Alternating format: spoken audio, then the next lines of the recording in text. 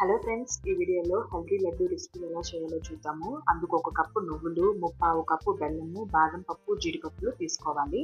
తర్వాత ఒక ప్యాన్ తీసుకొని బాదం పప్పు, జీడిపప్పులను సపరేట్గా వేయించుకోవాలి. తర్వాత నువ్వులను తీసుకొని లైట్ గోల్డెన్ కలర్ వచ్చే వరకు వేయించుకోవాలి. తర్వాత మిక్సీ జార్లో ముందుగా వేయించుకున్న బాదం పప్పు, జీడిపప్పులను 4 ఏలకలు వేసి పౌడర్ చేసుకోవాలి. అందులోనే వేయించుకున్న నువ్వులను, బెల్లము వేసి గ్రైండ్ చేసుకోవాలి. తర్వాత 1-2 స్పూన్లు నెయ్యి వేసుకుంటూ లడ్డూలు చేసుకోవాలి.